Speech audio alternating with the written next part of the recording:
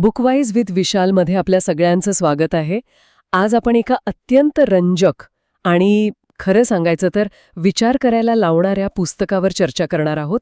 पुस्तक आहे रमेश सोनी लिखित 7 चिरंजीवी. नमस्कार. पुराणांमध्ये अमरत्वाची कल्पना आपल्याला नेहमीच आकर्षित करत आलीये, नाही का? हो, अगदी. कधीही न मरणं, काळाच्या पलीकडे जाणं, या कल्पनेतच एक विलक्षण गूढ दडलेलं आहे. पण आपण जेव्हा अमर म्हणतो तेव्हा आपल्या डोळ्यासमोर काय येतं? एक अंतहीन आयुष्य. बरोबर. एक अंतहीन आयुष्य जे कदाचित कंटाळवाणंही असू शकतं. पण हिंदू पुराणांमध्ये अमर या शब्दापेक्षा चिरंजीव हा शब्द जास्त महत्वाचा मानला जातो. हो. आणि या पुस्तकात लेखक नेमक्या याच फरकाच्या मुळाशी जातायत. चिरंजीव असणं म्हणजे नक्की काय? फक्त एक लांबचक आयुष्य जगणं की त्यामागे काहीतरी सखोल, काहीतरी अधिक महत्वाचं दडलेलं आहे? आणि हाच या पुस्तकाचा गाभा आहे. चिरंजीव ही संकल्पना म्हणजे ती केवळ शारीरिक अमरत्वापुरती मर्यादित नाहीये. अच्छा. ती एका महाकाय जबाबदारीचं प्रतीक आहे. आता बघा, जसं एखाद्या देशाच्या पंतप्रधानांवर किंवा राष्ट्रपतींवर देशाची जबाबदारी असते, तशी या चिरंजीवी व्यक्तींवर संपूर्ण मानवजातीच्या नैतिकतेची आणि धर्माची जबाबदारी आहे. बापरे, ही तर खूप मोठी जबाबदारी झाली. हो ना. फरक इतकाच आहे की पंतप्रधानांचा कार्यकाळ 5 वर्षांचा असतो. यांचा कार्यकाळ तर युगांच्या पलीकडचा आहे. ते केवळ काळाचे साक्षीदार नाहीत, तर ते काळाचे मार्गदर्शक आहेत. म्हणजे हे एक प्रकारे वरदान वाटत असलं तरी ती एक कधी न संपणारी ड्युटी आहे. पण मग प्रश्न असा येतो की ही जबाबदारी पेलणं खरंच सोपं असेल का? नाही, अजिबात नाही. कारण जग सतत बदलतंय. हजारो वर्षांपूर्वीची मूल्य, समाजव्यवस्था आणि आजची परिस्थिती यात जमीन अस्मानाचा फरक आहे. अशावेळी चिरंजीवी स्वतःला कसं जुळवून घेत असतील? हे तर एखाद्या जुन्या भक्कम जहाजासारखं झालं, जे आजही समुद्रात आहे, पण आता आजूबाजूला पाणबुड्या आणि विमानवाहू जहाजं फिरतायत. तुम्ही मांडलेला मुद्दा खूप महत्वाचा आहे आणि लेखक नेमक्या याच संघर्षावर प्रकाश टाकतात. त्यांच्या मते अमरत्व अनेकदा शापासारखंही ठरू शकतं. शापासारखं? हो. कल्पना करा, तुम्ही बांधलेला वाळूतला किल्ला लाटांनी पुन्हा पुन्हा वाहून नेल्यावर तुम्हाला काय वाटेल? खूप वाईट वाटेल, निराशा येईल. अगदी. चिरंजीवी व्यक्ती युगानयुग मानवी संस्कृती घडताना आणि विघडताना पाहतात. ते ज्या मूल्यांसाठी जगतात ती मूल्य लोकांच्या विस्मरणात जाताना पाहतात. तरीही त्यांना आपलं काम करत राहावं लागतं. पुस्तकात वापरलेली दीपस्तंभाची उपमा इथे एकदम चपखल बसते. समुद्रात कितीही वादळं आली, जहाजांचे आकार प्रकार बदलले, तरी दीपस्तंभाचं काम तेच राहतं. भरकटलेल्यांना योग्य मार्ग दाखवणं. बरोबर. ते जहाजापर्यंत जात नाहीत, पण आपला प्रकाश अविरत देत राहतात. हेच चिरंजीवींचं कार्य आहे. ही कल्पनाच खूप विलक्षण आहे. चला तर मग या चर्चेला सुरुवात करूया. या पुस्तकात लेखक 7 चिरंजीवी हनुमान, परशुराम, राजा बली, विभीषण, महर्षी वेदव्यास, कृपाचार्य आणि अश्वत्थामा यांचा उल्लेख करतात. हो. प्रत्येकाच्या अमरत्वाची कहाणी वेगळी आहे आणि त्यामागे एक वेगळा संदेश दडलेला आहे. आज आपण पहिल्या 2 व्यक्तिमत्वांवर लक्ष केंद्रित करणार आहोत, जे स्वभावाने आणि कार्याने एकमेकांपेक्षा पूर्णपणे भिन्न आहेत. जणू एकाच नाण्याच्या 2 बाजू. अगदी. हनुमान आणि परशुराम. चला तर मग. चला सुरुवात हनुमानापासून करूया. हनुमान म्हटलं की आपल्या डोळ्यासमोर काय उभं राहतं? अफाट शक्ती, पर्वत उचलण्याची ताकद आणि अर्थातच श्रीरामांप्रती असलेली निस्सीम भक्ती. बरोबर. पुस्तकात त्यांच्या बालपणीची एक कथा सांगितली आहे, जी सर्वांनाच माहीत आहे. त्यांनी उगवत्या सूर्याला एक गोड फळ समजून ते गिळायला आकाशात झेप घेतली होती. आता वरकरणी ही एक सामान्य गोष्ट वाटते, पण पुस्तकात या घटनेकडे एका वेगळ्याच दृष्टिकोनातून पाहिलं गेलंय. हो. ही कथा केवळ एक बाललीला नाही, तर हनुमानाच्या व्यक्तिमत्वाचा पाया आहे. लेखक याकडे एक वेगळ्या दृष्टिकोनातून पाहतात. ही घटना हनुमानाचं असीम धैर्य दाखवते. एक लहान बालक थेट सूर्याला गवसणी घालण्याचा विचार करतो. यात त्याची महत्वाकांक्षा आणि अमर्याद क्षमता दिसून येते. पण त्याचवेळी सूर्याला फळ समजणं हा त्याचा भोळेपणा किंवा अज्ञानही दाखवतो. अच्छा, म्हणजे शक्ती आहे पण दिशा नाही. अगदी. म्हणजे त्यांच्याकडे प्रचंड क्षमता होती, पण त्या क्षमतेला योग्य दिशा नव्हती. ही कथा म्हणजे ऊर्जेचं आणि अज्ञानाचं एक विलक्षण मिश्रण आहे. आणि याच घटनेनंतर त्यांना त्यांच्या अफाट शक्तीचा विसर पडण्याचा शापही मिळाला होता. हो. इंद्राने वज्राने प्रहार केला आणि ऋषींनी त्यांना शाप दिला. म्हणजे त्यांच्यातली अमर्याद ऊर्जा एका अर्थाने नियंत्रित केली गेली. मग हा शाप खरोखरच शाप होता की एक प्रकारचं वरदान, एक सेफ्टी मेकॅनिझम? बरोबर. तुम्ही योग्य शब्द वापरलात. पुस्तकात हाच विचार मांडला आहे. तो शाप एका अर्थाने समाजोपयोगी ठरला. समाजोपयोगी कसा? यामुळे हनुमानाची अफाट विनाशकारी शक्ती योग्य वेळी योग्य कार्यासाठीच वापरली गेली. ती शक्ती अहंकारातून किंवा अविचाराने वापरली गेली नाही. यामागे एक सुंदर मानसशास्त्रीय सत्य दडलेलं आहे. ते काय? आपल्या प्रत्येकात प्रचंड क्षमता असते, पण जोवर आपल्याला आपल्या जीवनाचा उद्देश सापडत नाही तोवर ती क्षमता सुप्तावस्थेतच राहते किंवा चुकीच्या मार्गाने वापरली जाते. खरंय. हनुमानासाठी तो उद्देश होता रामकार्य. जेव्हा जांबवंताने त्यांना त्यांच्या खऱ्या शक्तीची आठवण करून दिली तेव्हा ती आठवण केवळ त्यांच्या शारीरिक बळाची नव्हती, तर त्यांच्या जीवनाच्या उद्देशाची होती. म्हणजे पुस्तकातला सर्वात महत्वाचा मुद्दा हा आहे की हनुमानाचं खरं अमरत्व त्यांना मिळालेल्या वरदानात नाही, तर त्यांच्या रामभक्तीत आहे. अगदी तंतोतंत. त्यांची शक्ती त्यांच्या स्नायूंमध्ये नाही, तर त्यांच्या श्रद्धेमध्ये आहे. अगदी बरोबर. श्रीरामांशी झालेली भेट हा त्यांच्या जीवनाचा टर्निंग पॉइंट होता. त्या भेटीनंतर हनुमानांना त्यांच्या जीवनाचा उद्देश सापडला. राम काज किए बिना मोही कहा विश्राम. म्हणजे रामाचं कार्य पूर्ण केल्याशिवाय मला विश्रांती नाही. हो, ही भावनाच त्यांच्या जीवनाचा आणि त्यांच्या चिरंजीवित्वाचा आधार बनली. त्यांनी स्वतःला कधीही कर्ता मानलं नाही. त्यांनी स्वतःला केवळ एक साधन मानलं आणि अहंकाराचा पूर्णपणे विलय केला. आजच्या काळात जिथे प्रत्येकजण स्वतःला कर्ता समजतो, तिथे हनुमानाची साधन होण्याची वृत्ती खूप काही शिकवून जाते. लंका दहन, संजीवनी आणणं हे मोठे पराक्रम होतेच, पण पुस्तकात म्हटल्याप्रमाणे त्यांची खरी महानता त्यांच्या पराक्रमात नाही, तर त्यांच्या नम्रतेत आहे. खरंय. शक्ती असूनही विनम्र कसं राहावं याचं ते मूर्तिमंत उदाहरण आहेत.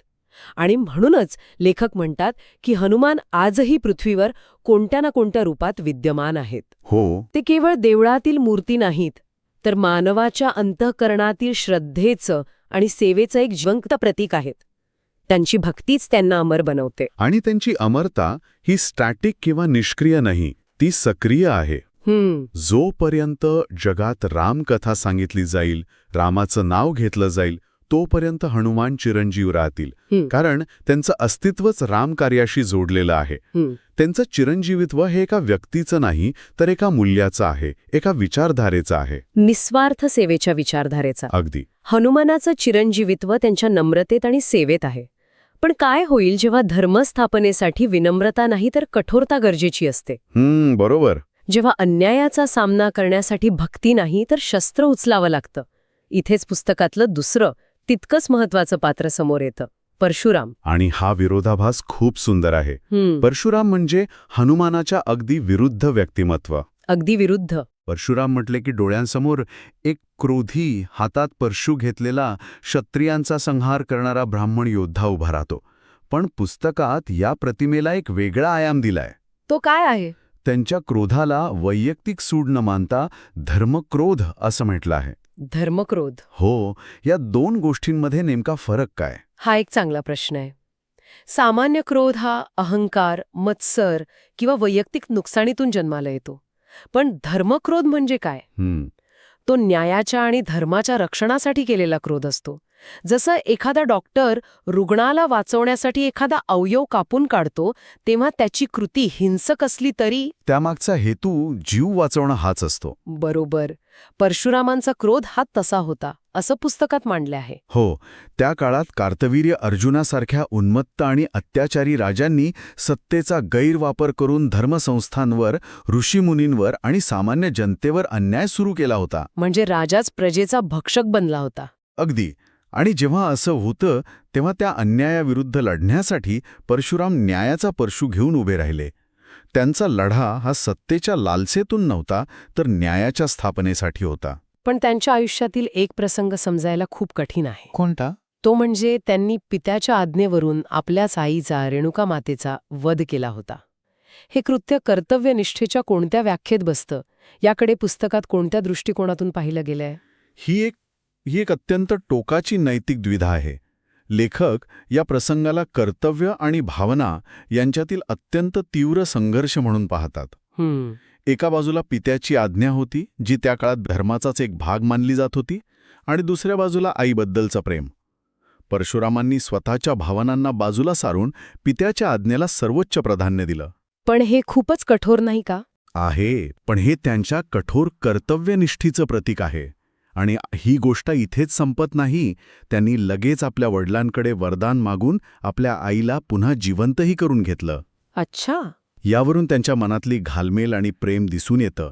हे कृत्य त्यांच्या निर्दयीपणाचं नाही, तर कर्तव्यासाठी कोणतीही किंमत मोजण्याच्या त्यांच्या तयारीचं प्रतीक आहे.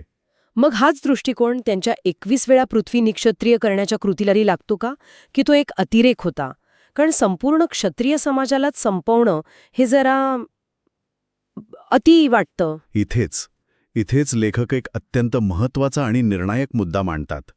त्यांचा लढा हा संपूर्ण क्षत्रिय समाजाविरुद्ध नव्हता. नाही, तो अन्यायी आणि अत्याचारी राजेशाही विरुद्ध होता. क्षत्रिय म्हणजे राजा, आणि जेव्हा राजाच प्रजेचा भक्षक बनतो तेव्हा धर्माची स्थापना कशी होणार? बरोबर. आणि याचा सर्वात मोठा पुरावा म्हणजे संहारानंतर त्यांनी जिंकलेली संपूर्ण पृथ्वी स्वतःकडे न ठेवता कश्यप ऋषींना दान करून दिली. ही खूप महत्वाची गोष्ट आहे. जर त्यांना सत्ता हवी असती किंवा स्वतः राजा व्हायचं असतं तर त्यांनी जिंकलेली पृथ्वी दान केली नसती. अगदी. या एका कृतीतून सगळं स्पष्ट होतं की सत्ता मिळवणं हा त्यांचा हेतू कधीच नव्हता. त्यांचा उद्देश होता सत्तेचा दुरुपयोग थांबवणं आणि समाजाला हे दाखवून देणं की सत्ता कितीही मोठी असली तरी ती धर्मापेक्षा मोठी नाही. त्यांनी सत्तेचं शुद्धीकरण केलं आणि स्वतः मात्र त्यापासून पूर्णपणे अलिप्त राहिले. ते एक असं म्हणूया की सिस्टम रिसेट करणारे होते, सिस्टम चालवणारे नाही. म्हणजे परशुराम हे केवळ क्रोधाचे नाहीत, तर ते न्यायाचे आणि त्यागाचे प्रतीक आहेत. बरोबर. अन्याय सहन करू नये, पण त्याचवेळी न्यायासाठी लढताना विवेक सोडू नये आणि सत्तेचा मोह धरू नये हे ते आपल्या कृतीतून शिकवतात. त्यांचं चिरंजीवित्व त्यांच्या तपस्येत आणि धर्मनिष्ठेत आहे. हो. तर आज आपण हनुमान आणि परशुराम या दोन चिरंजीवी व्यक्तिमत्वांचे दोन पूर्णपणे वेगळे पैलू पाहिले. एका बाजूला हनुमानाची निस्वार्थ भक्ती, सेवा आणि विनम्रता, जिथे स्वतःला पूर्णपणे विसरून देवाची सेवा करणं हेच अमरत्व आहे. आणि दुसऱ्या बाजूला परशुरामांचा न्यायासाठी केलेला सशस्त्र संघर्ष आणि त्यांची कठोर कर्तव्यनिष्ठा. हो, जिथे अधर्माचा नाश करणं हेच चिरंजीव कार्य आहे. एकाचा मार्ग भक्तीचा आहे तर दुसऱ्याचा मार्ग शक्तीचा, पण दोन्ही मार्गांचं ध्येय एकच आहे, धर्माची स्थापना. अगदी. आणि यातूनच एक खूप महत्त्वाचा विचार करण्यासारखा प्रश्न निर्माण होतो जो लेखक आपल्यासमोर ठेवतात. तो कोणता? या चिरंजीवी व्यक्तींना अमरत्व त्यांच्या विशिष्ट कर्मामुळे मिळालं, पण आजच्या युगात या बदललेल्या जगात त्यांचं कार्य कोणत्या स्वरूपात सुरू असेल? महत्वाचा प्रश्न आहे. चिरंजीव असणं म्हणजे भूतकाळातल्या मूल्यांना कवटाळून बसणं आहे की काळाच्या गरजेनुसार, समाजाच्या बदलत्या स्वरूपानुसार आपल्या भूमिकेत, आपल्या कार्याच्या पद्धतीत बदल करत राहणं? म्हणजे हनुमानाची सेवा आणि परशुरामांचा न्याय आजच्या जगात कोणत्या रूपात प्रकट होऊ शकतील?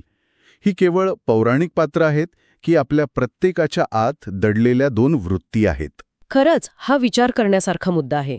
जर श्रोत्यांना आमची ही चर्चा आवडली असेल आणि अशाच प्रकारे पुस्तकांचं सखोल विश्लेषण ऐकायला आवडत असेल तर बुकवाईज विथ विशालला लाईक, शेअर आणि सबस्क्राईब नक्की करा. नक्की करा. आज आपण 7 चिरंजीवी या पुस्तकातील फक्त 2 व्यक्तींवर चर्चा केली. हो. या पुस्तकाच्या पुढच्या भागात आपण राजा बली आणि विभीषण यांच्या विलक्षण कथांचा आणि त्यांच्या अमरत्वामागील रहस्यांचा आढावा घेऊ. तोपर्यंत विचार करत रहा. रमेश सोनी यांच्या पुस्तकातील चिरंजीवींच्या या विश्लेषणाच्या दुसऱ्या भागात आपलं स्वागत आहे.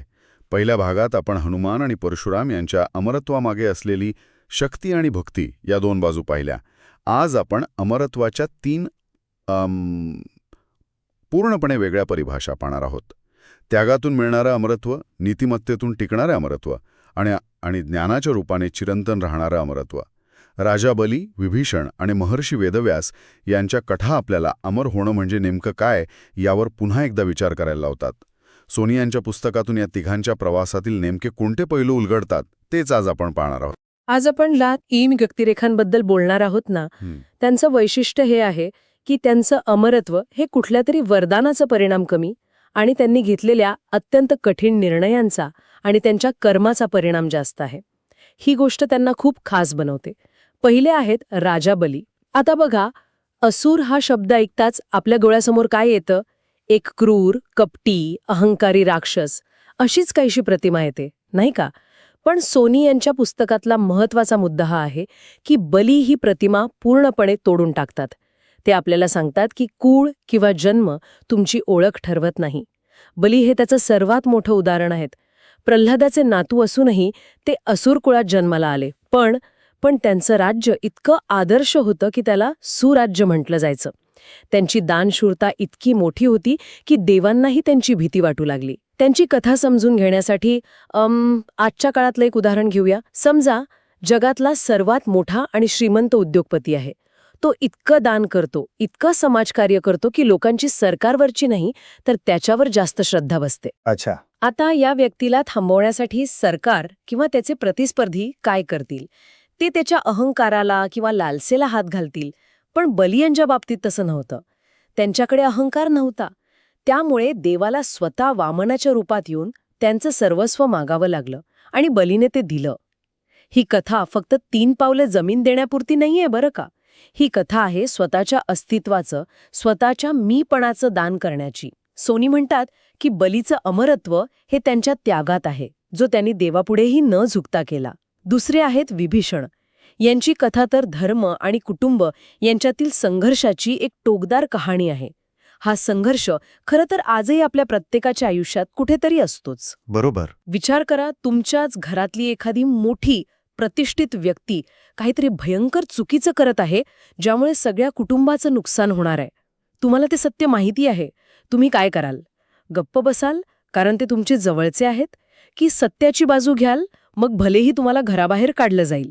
विभीषणासमोर हाच प्रश्न होता. एका बाजूला त्याचा भाऊ लंकेचा राजा रावण, ज्याच्यावर त्याचं प्रेम होतं, आणि दुसऱ्या बाजूला होतं ते सत्य, तो धर्म, की परस्त्रीचं अपहरण करणं महापाप आहे. सोनी इथे विभीषणाला आजच्या काळातल्या व्हिसल ब्लोअरच्या भूमिकेत पाहतात. व्हिसल ब्लोअर म्हणजे अशी व्यक्ती जी आपल्याच संस्थेतील गैरप्रकार उघड करते. अगदी. आणि मग त्याला देशद्रोही म्हटलं जातं, हरणाचा शत्रू ठरवलं जातं. विभीषणासोबत तेच झालं. पण त्यांनी तो मार्ग निवडला. त्यांनी आधी रावणाला समजावण्याचे, विनवणी करण्याचे, धोकाची जाणीव करून देण्याचे सर्व प्रयत्न केले. पण जेव्हा काहीच उपयोग झाला नाही, तेव्हा त्यांनी धर्माची बाजू घेतली. त्यांचं अमरत्व हे त्यांच्या नैतिक धैर्यात आहे. रक्ताच्या नात्यापेक्षा सत्याचं नातं मोठं मानण्याच्या त्यांच्या निर्णयामुळे ते चिरंजीवी झाले. आणि तिसरे, महर्षी वेदव्यास. यांचं अमरत्व तर सगळ्यात वेगळं आहे. ते भौतिक नाहीये, ते वैचारिक आहे. व्यास म्हणजे एक चालतं बोलतं ज्ञानपीठ. त्यांचं आयुष्य म्हणजे जणू ज्ञानाचा एक अखंड वाहणारा झरा. सोनी त्यांना एका वेगळ्या दृष्टिकोनातून पाहतात. ते व्यासांना फक्त एक ऋषी किंवा लेखक मानत नाहीत, तर ते त्यांना मानवी इतिहासाचे आणि स्वभावाचे सर्वात मोठे डेटा सायंटिस्ट म्हणतात. डेटा सायंटिस्ट हे खूपच रंजक आहे. हो ना. आज जसे डेटा सायंटिस्ट प्रचंड माहितीचं विश्लेषण करून माणसाच्या वर्तनाबद्दल निष्कर्ष काढतात, तसंच व्यासांनी केलं. त्यांनी फक्त महाभारत लिहिलं नाही, तर त्यांनी त्या काळातील मानवी स्वभाव, समाज, राजकारण, नातेसंबंध या सगळ्यांचा प्रचंड डेटा गोळा करून त्याचं विश्लेषण महाभारताच्या रूपात जगासमोर ठेवलं. लोभ, मत्सर, प्रेम, त्याग, कर्तव्य, अधर्म अशी कोणती मानवी भावना आहे जी महाभारतात नाही? आणि सगळ्यात विलक्षण गोष्ट म्हणजे ते स्वतः या कथेचे एक पात्र आहेत. हो, हेच तर. ते फक्त कॉमेंट्री करत नाहीत, तर ते स्वतः मैदानात उतरून खेळत आहेत. त्यांचं अमरत्व हे त्यांनी निर्माण केलेल्या या ज्ञानसागरात आहे. जोपर्यंत महाभारत वाचलं जाईल, जोपर्यंत त्यातील पात्रांवर चर्चा होईल, तोपर्यंत व्यास जिवंत राहतील. त्यांचं शरीर संपलं, पण त्यांचं ज्ञान आणि त्यांचे विचार ते ग्रंथांच्या रूपाने अमर झाले आहेत. सूर या प्रतिमेला छेद देतात, पण असुर कुळात जन्माला येऊनही त्यांच्यात इतकी धर्मनिष्ठा आली कुठून? सोनी यावर काही प्रकाश टाकतात का? नक्कीच. सोनी याचं श्रेय बलियांचे आजोबा भक्त प्रल्हाद यांना देतात. प्रल्हादाने स्वतःच्या वडिलांच्या हिरण्यकशिपूच्या अधर्माविरुद्ध संघर्ष केला होता. त्यामुळे सत्य आणि धर्मासाठी उभं राहण्याचा वारसा बलियांच्या रक्तातच होता. पण बली यांनी तो वारसा एका वेगळ्या उंचीवर नेला. त्यांच्या राज्यात प्रजा इतकी समाधानी होती की त्यांना देवांच्या स्वर्गाचाही हेवा वाटत नसे. आणि त्यांच्या व्यक्तिमत्वाचा गाभा होता त्यांचं वचन पालन. आणि याच वचनपालनाची कसोटी पाहण्यासाठी भगवान विष्णूंनी वामन अवतार घेतला. ही कथा आपल्यापैकी बहुतेकांना माहीत आहे. पण सोनी या कथेतील कोणत्या गोष्टीवर जास्त भर देतात? कारण बली यांना हे माहीत नव्हतं का की ते जे करत आहेत त्यामुळे त्यांचं राज्य जाणार आहे? हाच तर महत्वाचा मुद्दा आहे. त्यांना माहीत होतं. त्यांचे गुरु शुक्राचार्यांनी त्यांना स्पष्ट शब्दात सावध केलं होतं. त्यांनी सांगितलं होतं की बली हा साधा ब्राह्मण नाही, हा विष्णू आहे. तो तुझं सर्वस्व हिरावून घेण्यासाठी आला आहे. वचन मोड, यातच तुझं भलं आहे. अच्छा. आता विचार करा किती मोठं धर्मसंकट आहे. एका बाजूला गुरु जो तुमचं हित पाहतोय आणि दुसऱ्या बाजूला तुमचं वचन, तुमचा धर्म. पण बलीने गुरुचं ऐकलं नाही.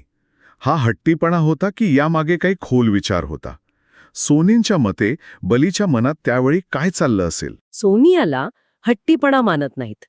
त्यांच्या मते तो स्वच्या पलीकडे जाऊन मूल्यांना जपण्याचा सर्वोच्च क्षण होता. बलीचा विचार असा होता की ज्या विष्णूला प्रसन्न करण्यासाठी लोक यज्ञ करतात, तप करतात, तोच विष्णू आज माझ्या दारात याचक म्हणून उभा आहे. मी त्याला रिकाम्या हाताने कसा पाठवू?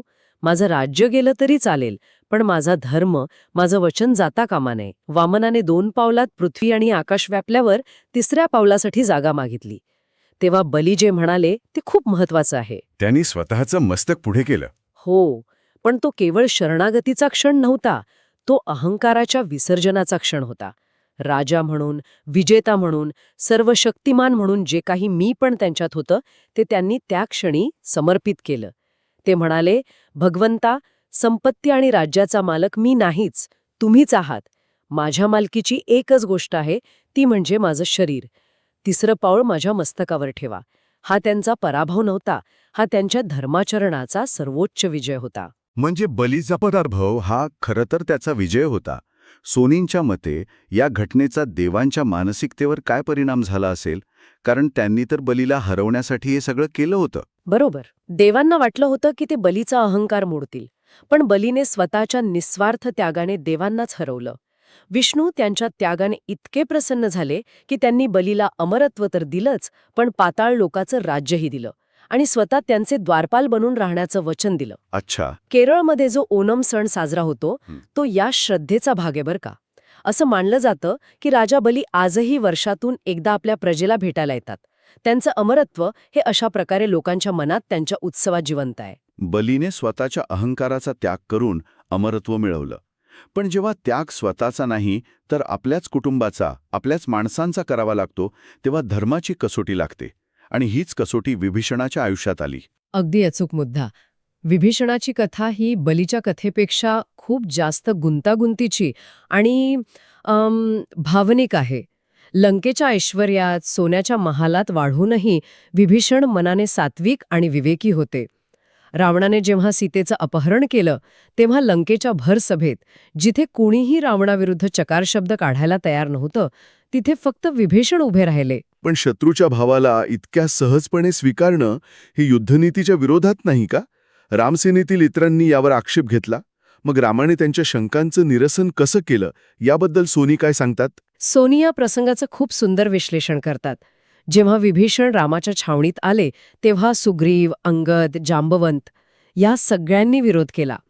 ते म्हणाले, हा रावणाचा भाऊ आहे, हा कपटी असू शकतो, हा आपली गुपितं काढून घेण्यासाठी आलेला असू शकतो, यावर विश्वास ठेवू नका. त्यांचं म्हणणं युद्धनीतीच्या दृष्टीने 100% बरोबर होतं. मग रामाने त्यांना कसं पटवलं? इथेच रामाच्या चारित्र्याची महानता दिसते. रामाने हनुमानाला विचारलं, तुमचं मत काय आहे? तेव्हा हनुमानाने सांगितलं की विभीषणाच्या चेहऱ्यावर मला कोणताही कपट भाव दिसत नाही, तो खरोखरच मदतीसाठी आलेला दिसतो. पण रामाचा निर्णय याच्याही पलीकडचा होता. रामाने सांगितलं, समजा तो कपटी आहे, तो रावणाचा गुप्तेर आहे, तरीही काय फरक पडतो? माझ्या बाणांपुढे कोणी टिकू शकेल का? पण जर तो खरोखरच आश्रयाला आला असेल आणि मी त्याला नाकारलं तर तो अधर्म होईल. माझा धर्म सांगतो की जो कोणी एकदा शरण आला त्याला अभय देणे हे माझं कर्तव्य आहे. म्हणजे हा निर्णय युद्धनीतीवर नाही तर धर्मनीतीवर आधारलेला होता. अगदी. पण विभीषणाला देशद्रोही किंवा घरबेदी ठरवणं खूप सोपं आहे. आजही अनेकजण त्यांना याच नावाने ओळखतात. सोनी या आरोपाचं खंडन करण्यासाठी कोणता युक्तिवाद वापरतात? सोनी एक खूप महत्वाचा प्रश्न विचारतात, देश मोठा की धर्म? राष्ट्रप्रेम महत्वाचं की सत्य? विभीषणाने लंकेचा द्रोह केला नाही, तर त्यानं लंकेच्या राजाच्या अधर्माचा द्रोह केला. त्याने शेवटच्या क्षणापर्यंत रावणाला वाचवण्याचा, लंकेला विनाशापासून वाचवण्याचा प्रयत्न केला. जेव्हा रावणानं त्याचा अपमान करून त्याला राज्यातून हकलून दिलं, तेव्हा त्याच्यासमोर दुसरा कोणताही मार्ग उरला नव्हता. सोनींच्या मते विभीषणाचा निर्णय हा देशद्रोह नव्हता, तर तो धर्मस्थापनेसाठी केलेला त्याग होता. त्याने रक्ताच्या नात्यापेक्षा, राज्याच्या निष्ठेपेक्षा सत्याच्या आणि न्यायाच्या निष्ठेला जास्त महत्त्व दिलं. आणि म्हणूनच त्यांचं अमरत्व हे नैतिक धैर्याचं प्रतीक आहे. आणि आता आपले तिसरे चिरंजीवी महर्षी वेदव्यास. माझ्यासाठी या पुस्तकातला सर्वात अविश्वसनीय भाग म्हणजे व्यास स्वतः महाभारताचं एक पात्र आहेत. हे खूपच वेगळं आहे. म्हणजे लेखक फक्त घटना लिहित नाहीये, तर तो घटना घडवतोय. सोनी या दुहेरी भूमिकेचं विश्लेषण कसं करतात? निरीक्षक नाहीत, ते कथेच्या केंद्रस्थानी आहेत. धृतराष्ट्र, पांडू आणि विदुर यांचा जन्म त्यांच्यामुळेच झाला. म्हणजे कौरव आणि पांडव हे त्यांचेच वंशज होते. अच्छा. ते गांधारीच्या विवाहावेळी उपस्थित होते. त्यांनीच युधिष्ठिराला द्यूत खेळण्यापासून थांबवण्याचा प्रयत्न केला होता. आणि युद्धानंतर धृतराष्ट्र आणि गांधारीसोबत ते वनातही गेले. पण मग असा प्रश्न पडतो की जर ते इतके ज्ञानी होते, इतके दूरदृष्टीचे होते, तर त्यांनी हे महाभयानक युद्ध थांबवण्यासाठी काही ठोस पावलं का उचलली नाहीत? ते फक्त सल्ला देत का राहिले? हा प्रश्न व्यासांना स्वतःलाही पडला होता. सोनी लिहितात की महाभारत युद्धानंतर झालेल्या विनाशाने, लाखो लोकांच्या मृत्यूने आणि आपल्याच वंशजांच्या नाशाने व्यास प्रचंड दुःखी आणि विचलित झाले होते. त्यांना एक प्रकारचा पश्चाताप वाटत होता. इतकं ज्ञान असून, भूतकाळ भविष्यकाळ माहीत असूनही मी हा विनाश थांबवू शकलो नाही, तर माझ्या या ज्ञानाचा काय उपयोग? ही भावना त्यांना पोखरत होती. ही खूप मोठी भावना आहे. ज्ञानाची निरर्थकता जाणवणं, यातून ते कसे बाहेर पडले? तेव्हा देवर्षी नारदांनी त्यांना मार्ग दाखवला. नारद म्हणाले, तुम्ही आत्तापर्यंत धर्म, अर्थ, काम, मोक्ष आणि कर्माबद्दल खूप लिहिलं, पण तुम्ही भगवंताच्या लीलांचं, त्यांच्या भक्तीचं महात्म्य सांगितलेलं नाही. ज्ञानाने आणि कर्माने मनाला शांती मिळत नसेल तर भक्तीचा मार्ग स्वीकारा. आणि याच प्रेरणेतून व्यासांनी श्रीमद भागवत पुराणाची रचना केली, जो भक्तिरसाचा महासागर मानला जातो. म्हणजे व्यासांचं अमरत्व हे केवळ महाभारतात नाही, तर त्यांनी निर्माण केलेल्या संपूर्ण ज्ञान परंपरेत आहे. अगदी बरोबर. त्यांनी त्या काळी विखुरलेल्या वेदांना एकत्र करून त्यांचं 4 भागांत विभाजन केलं: ऋग्वेद, यजुर्वेद, सामवेद आणि अथर्ववेद. म्हणूनच त्यांना वेदव्यास हे नाव मिळालं. त्यांनी 18 पुराणांची रचना केली. त्यांचं आयुष्य म्हणजे ज्ञानासाठी केलेलं एक तप होतं. त्यांचं शरीर नश्वर होतं, पण त्यांचे विचार, त्यांचं ज्ञान, त्यांनी लिहिलेले ग्रंथ हे अमर आहेत. जोपर्यंत जगात ज्ञानाला महत्त्व आहे, जोपर्यंत कथा सांगितल्या आणि ऐकल्या जातात, तोपर्यंत महर्षी वेदव्यास चिरंजीव राहतील. तर आज आपण अमरत्वाचे 3 वेगवेगळे मार्ग पाहिले. राजा बली यांचा त्यागाचा मार्ग, जो स्वतःच्या अस्तित्वालाही ओलांडून जातो. विभीषणाचा नीतिमत्तेचा मार्ग, जो प्रियजनांच्या विरोधात जाऊनही सत्याची कास धरतो. आणि महर्षी वेदव्यासांचा ज्ञानाचा मार्ग, जो ग्रंथांच्या आणि विचारांच्या रूपाने पिढ्यानपिढ्या जिवंत राहतो. या तिघांनीही सिद्ध केलं की अमरत्व हे केवळ शरीराने जिवंत राहणं नाही, तर मूल्यांनी आणि कर्मांनी लोकांच्या स्मरणात जिवंत राहणं आहे. आणि जाता जाता ऐकणाऱ्यांसाठी एक विचार. या कथा आपल्याला केवळ पौराणिक व्यक्तिरेखांबद्दल सांगत नाहीत, त्या आरसा दाखवतात.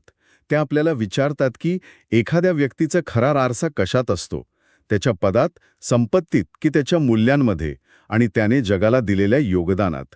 आजच्या या डिजिटल युगात, जिथे प्रत्येक गोष्ट क्षणभंगूर आहे, तिथे एखाद्या व्यक्तीला किंवा विचाराला खऱ्या अर्थाने अमर बनवणारी गोष्ट कोणती असू शकते? हा विचार नक्की करा. जर तुम्हाला आमचा हा प्रयत्न आवडला असेल तर कृपया बुकवाईज विथ विशाल या चॅनलला लाईक, शेअर आणि सबस्क्राईब करा. पुढच्या वेळी आपण ह्या पुस्तकाच्या शेवटच्या भागावर चर्चा सुरू करू. नमस्कार. रमेश सोनी यांचे 7 चिरंजीवी या पुस्तकावर आधारित आपल्या चर्चेच्या या अंतिम टप्प्यात आपलं स्वागत आहे. आतापर्यंत आपण अशा 5 चिरंजीवी व्यक्तींबद्दल बोललो, ज्यांच्या कथा प्रेरणा देतात. हनुमान, परशुराम, राजा बली, विभीषण आणि वेदव्यास. हो, त्यांच्या कथा म्हणजे भक्ती, न्याय, त्याग, नीतिमत्ता आणि ज्ञानाचे एक प्रकारे दीपस्तंभ आहेत. पण आजची चर्चा थोडी वेगळी आहे. अगदी. आज आपण या संकल्पनेची दुसरी अधिक गडद बाजू पाहणार आहोत. म्हणजे आजच्या चर्चेचा उद्देश या संकल्पनेला केवळ गौरवाच्या दृष्टिकोनातून न पाहता तिच्यातील गुंतागुंत समजून घेणे आहे. बरोबर. आपण अशा 2 व्यक्तिरेखांचा सखोल अभ्यास करणार आहोत ज्यांची चिरंजीविता ती वरदान नाही तर एक शिक्षा आहे. आणि त्यांच्या कथा त्या मानवी चुका, अपलादबोध आणि कधी न संपणाऱ्या पश्चातापाने भरलेल्या आहेत. हो, आणि याच कथा आपल्याला दाखवतात की अमरत्व म्हणजे फक्त शारीरिक अस्तित्व टिकून राहणं नाही, तर आपल्या कर्माचे परिणाम ते अनंत काळ भोगणं असू शकतं. विचार करायला लावणारा अर्थ समजून घेणार आहोत. चला तर मग या गुंतागुंतीच्या कथांच्या मुळाशी जाऊया. हो, सुरुवातीला कृपाचार्यांबद्दल बोलूया. हस्तिनापूरचे कुलगुरू. कौरव आणि पांडव दोघांचेही गुरु. हो, धर्माचं प्रचंड ज्ञान असलेली व्यक्ती, पण महाभारताच्या महानाट्यात त्यांची भूमिका खूपच विचित्र राहिली, वादग्रस्त सुद्धा. हो, आणि त्यांच्या कथेचा केंद्रबिंदू हाच आहे. सोनी आपल्या पुस्तकात त्यांना केवळ एक शिक्षक म्हणून पाहत नाहीत, तर नैतिकतेच्या सीमारेषेवर उभा असलेलं एक शोकात्म व्यक्तिमत्व म्हणून पाहतात. आणि त्यांचं बालपण, त्याचाही यात मोठा वाटा आहे, नाही का? नक्कीच. त्यांचा जन्म आणि संगोपन समजून घेतल्याशिवाय त्यांच्या भूमिकेचा अर्थच लागत नाही. म्हणजे बघा, ते महर्षी शर्धवान आणि जानपदी यांचे पुत्र होते. पण त्यांना जंगलात सोडून देण्यात आलं होतं. हो, आणि तिथून राजा शंतनूने त्यांना आणलं, राजपुत्रांसारखं वाढवलं, शिक्षण दिलं, कुलगुरू पदाचा सन्मान दिला. म्हणजे त्यांच्यावर हस्तिनापूरच्या सिंहासनाचे आयुष्यभराचे ऋण होते. अगदी. आणि याच ऋणाच्या ओझ्याखाली ते आयुष्यभर दबले गेले असं म्हणायला हरकत नाही. कारण त्यांना स्पष्ट दिसत होतं की कौरवांकडून, विशेषतः दुर्योधनाकडून सतत अधर्म होतोय. द्रौपदी वस्त्रहरणासारखी घटना, भर सभेत, आणि भीष्म द्रोणाचार्यांप्रमाणेच तेही शांत बसले. हो, एक कुलगुरू ज्याने नीतिमत्तेचे धडे द्यायचे, तोच नैतिकतेच्या सर्वात मोठ्या परीक्षेत कमी पडला. या तटस्थतेला आपण नेमकं काय म्हणायचं? ही केवळ राजकीय मजबुरी होती की नैतिक पतन? हाच कळीचा मुद्दा आहे. काही जण म्हणतील की त्यांनी राजद्रोह केला नाही, सिंहासनाशी असलेली निष्ठा पाळली. पण निष्ठा कोणाशी? बरोबर. लेखक इथे हाच महत्वाचा प्रश्न विचारतात. तुमची निष्ठा व्यक्तीशी, पदाशी की धर्माशी असायला हवी? कृपाचार्य अधर्मी नव्हते, पण ते कर्तव्य आणि सत्य यांच्या संघर्षात अडकून पडले. म्हणजे एका बाजूला राजाज्ञा, राजाज्ञेचं पालन करण्याचं कर्तव्य होतं, तर दुसरीकडे डोळ्यासमोर घडणारा घोर अधर्म. या द्वंद्वात त्यांचे गुरुपद, राजाश्रय ही सगळी सामाजिक बंधनं त्यांच्या आतल्या सत्याच्या आवाजावर भारी पडली. आणि त्यांनी मौन स्वीकारलं. हो, याला आजच्या काळात समजून घ्यायचं झालं तर हे एखादा मोठ्या कंपनीतल्या वरिष्ठ अधिकाऱ्यासारखं आहे. सांगा. ज्याला माहिती आहे की कंपनीच्या बोर्डरूममध्ये काहीतरी गैरप्रकार चालू आहे, काहीतरी मोठा घोटाळा शिजतोय. त्याला ते नैतिकदृष्ट्या पटत नाही, पण तो विचार करतो की कंपनीने मला इतकी वर्ष पद, प्रतिष्ठा, पैसा सगळं दिलं आहे. बरोबर. जर मी आवाज उठवला तर माझी नोकरी जाईल, त्याचं करिअर उद्ध्वस्त होईल, आणि म्हणून तो गप्प बसतो. अगदी समर्पक उदाहरण आहे. ती व्यक्ती स्वतः घोटाळ्यात सहभागी नसते, पण त्या घोटाळ्याला मूक संमती देऊन ती त्या पापाची भागीदार बनते. कृपाचार्यांनीही तेच केलं. हो, त्यांनी अधर्माला साथ दिली नाही, पण अधर्माला विरोधही केला नाही. आणि ही निष्क्रियता, हे मौन, ही तटस्थता, ही सुद्धा एक कृतीच ठरली.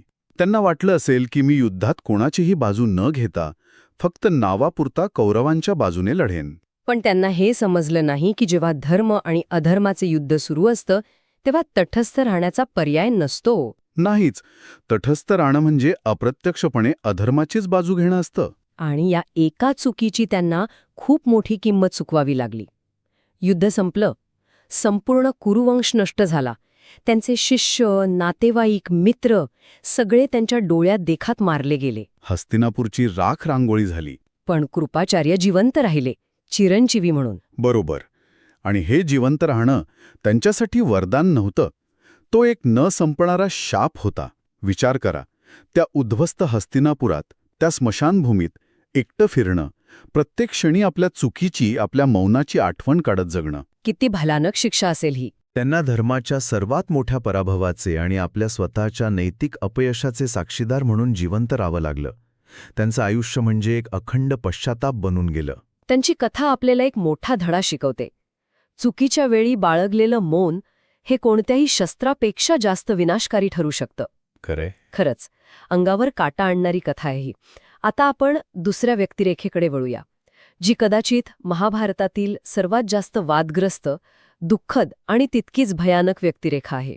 अश्वत्थामा. द्रोणाचार्यांचा पुत्र. अश्वत्थामाची कथा. ती सुरुवातीपासूनच वेदनेने आणि अपमानाने भरलेली आहे. तो जन्माने ब्राह्मण होता, पण त्याच्यात गुण क्षत्रियाचे होते. हो. आणि त्याचे वडील द्रोणाचार्य एक महान गुरु होते, पण अत्यंत दरिद्री होते. अश्वत्थामाला लहानपणी दुधाऐवजी पिठाचं पाणी प्यावं लागलं. आणि त्यासाठी त्याला मित्रांकडून हिणवलं गेलं. हो. आणि तो अपमान त्याच्या मनात आयुष्यभरासाठी खोल जखम करून गेला. या दारिद्र्यामुळे, अपमानामुळे त्याच्या मनात एक प्रकारची असुरक्षितता, न्यूनगंड आणि प्रचंड क्रोध निर्माण झाला होता. म्हणजे त्याच्या व्यक्तिमत्वाची जडणघडणच नकारात्मक भावनांवर झाली होती. त्याला सतत स्वतःला सिद्ध करायचं होतं. सन्मान मिळवायचा होता. पण युद्धातही त्याला दुर्योधनाकडून कर्ण किंवा भीष्मासारखा सन्मान कधीच मिळाला नाही. त्याला नेहमी दुय्यम स्थान दिलं गेलं. आणि हा सल त्याच्या मनात कायम होता. हो. आणि त्याच्यासाठी त्याचे वडील द्रोणाचार्य हेच त्याचं सर्वस्व होते, त्याचा अभिमान होते. आणि जेव्हा युधिष्ठिराच्या नरोवा कुंजरोवा या अर्धसत्य वाक्यामुळे द्रोणाचार्यांनी शस्त्रत्याग केला आणि धृष्टद्युम्नाने त्यांची हत्या केली, तेव्हा अश्वत्थामा मानसिकरित्या पूर्णपणे कोसळला. त्याला वाटलं की पांडवांनी छळ करून अधर्माने आपल्या वडिलांना मारलं. त्या एका क्षणी त्याच्यातला विवेक, नीतिमत्ता सगळं काही संपून गेलं. हो. त्याच्या मनात फक्त सुडाची आग धगधगत होती. आणि याच सुडाच्या आगीत त्याने मानवतेच्या सर्व मर्यादा ओलांडल्या. त्याने जे कृत्य केलं ते महाभारतातील सर्वात घृणास्पद कृत्यांपैकी एक मानलं जातं. अगदी. त्याने रात्रीच्या अंधारात पांडवांच्या छावणीत घुसून झोपलेल्या द्रौपदीच्या 5 पुत्रांची, उपपांडवांची निर्घृण हत्या केली. त्याला वाटलं की तो पांडवांना मारत आहे. पण इतक्यावरच तो थांबला नाही. जेव्हा त्याला कळलं की पांडव जिवंत आहेत, तेव्हा त्याचा उन्माद आणखी वाढला. आणि मग त्याने पांडवांचा वंश संपवण्यासाठी अर्जुनाची सून, उत्तरेच्या गर्भात असलेल्या एकमेव वारसदार परीक्षितावर ब्रह्मास्त्राचा प्रयोग केला. हे तर अकल्पनीय आहे. युद्धाचे काही नियम असतात, संकेत असतात, पण एका न जन्मलेल्या बाळावर ब्रह्मास्त्रासारख्या अस्त्राचा प्रयोग करणं, हे केवळ युद्धाच्या नियमांचं उल्लंघन नव्हतं. ते सृष्टीच्या नियमांविरुद्ध केलेलं पाप होतं. बरोबर. ते कृत्य म्हणजे त्याच्या मानसिक संतुलनाचा आणि नैतिक अधपतनाचा शेवटचा टप्पा होता. आणि तेव्हा श्रीकृष्ण हस्तक्षेप करतात. ते अश्वत्थामाला त्याच्या पापाची शिक्षा देतात. एक अशी शिक्षा जी मृत्यूपेक्षाही भयंकर आहे. हो. ते त्याला चिरंजीवी होण्याचा शाप देतात. ही कल्पनाच किती विचित्र आहे, नाही का? श्रीकृष्ण त्याचा मणी, जो त्याच्या शक्तीचा स्रोत होता, तो त्याच्या कपाळातून काढून घेतात. आणि ती जखम कधीही न भरण्यासाठी तशीच राहते. आणि त्याला शाप देतात की तू मरणार नाहीस, पण 3000 वर्ष या पृथ्वीवर असह्य वेदना भोगत, रक्ताने आणि पुणे माखलेल्या शरीराने भटकत राहशील. म्हणजे जखमा कधीच भरणार नाहीत. कधीच नाहीत. तुला कोणी ओळखणार नाही, कोणी तुझ्याशी बोलणार नाही, तुला अन्न पाणी मिळणार नाही. तू एकाकीपणे किंचाळत, पश्चातापदग्ध होऊन वणवण फिरत राहशील. म्हणजे इथे अमरत्व ही एक शिक्षा आहे, एक न संपणारं प्रायश्चित्त. हो. कृपाचार्यांना मानसिक वेदना भोगाव्या लागल्या, पण अश्वत्थामाला शारीरिक आणि मानसिक दोन्ही वेदनांचा शाप मिळाला. त्याचं चिरंजीवत्व म्हणजे त्याच्या अपराधाचं, त्याच्या क्रोधाचं एक जिवंत स्मारक बनलं. हो. त्याची कथा आपल्याला सांगते की शक्ती, शस्त्र आणि अहंकार यांचा गैरवापर केल्यास त्याची किंमत युगानुयुगे मोजावी लागते. अश्वत्थामा आजही त्या वेदना आणि अपराधबोध घेऊन भटकत आहे, अशी श्रद्धा आहे. त्याचं चिरंजीवत्व म्हणजे एक कधीही न संपणारी शिक्षा. कृपाचार्य आणि अश्वत्थामा यांच्या या कथा ऐकल्यावर चिरंजीव या शब्दाचा अर्थच पूर्णपणे बदलून जातो. खरंय. आधीच्या 5 चिरंजीवींच्या कथा एक आदर्श मार्ग दाखवतात, पण या 2 कथा आपल्यासमोर आरसा धरतात, जो आपल्यातील चुका आणि दुर्बलता दाखवतो. लेखक शेवटी या 7ही चिरंजीवींना 7 वेगवेगळ्या जीवनमार्गांचे प्रतीक मानतात.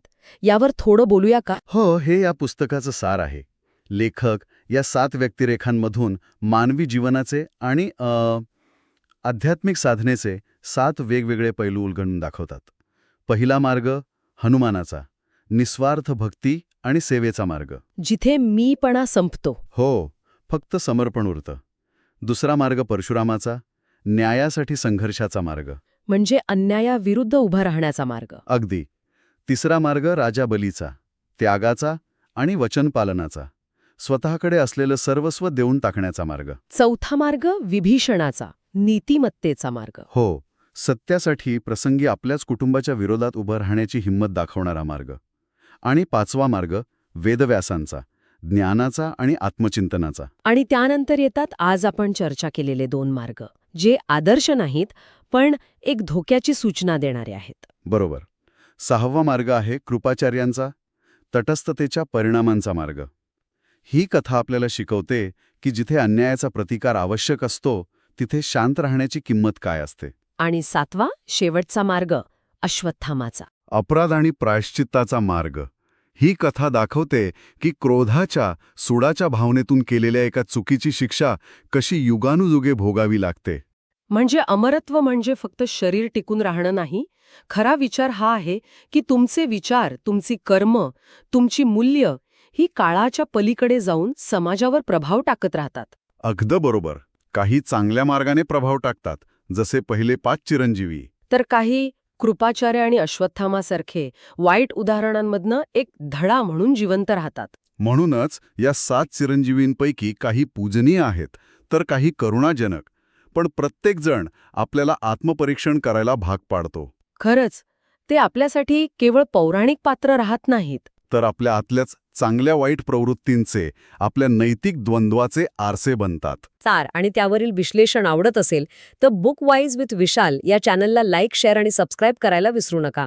तर रमेश सोनी यांचं 7 चिरंजीवी हे पुस्तक केवळ पौराणिक कथांचा संग्रह नाही, ते आपल्या प्रत्येकाच्या समोर एक नैतिक आणि आध्यात्मिक आरसा ठेवतं. या कथा ऐकल्यानंतर केवळ माहिती मिळत नाही तर काही अस्वस्थ करणारे प्रश्न मनात निर्माण होतात. आणि हे पुस्तक प्रत्येक वाचकाला तेच प्रश्न विचारायला भाग पाडतं.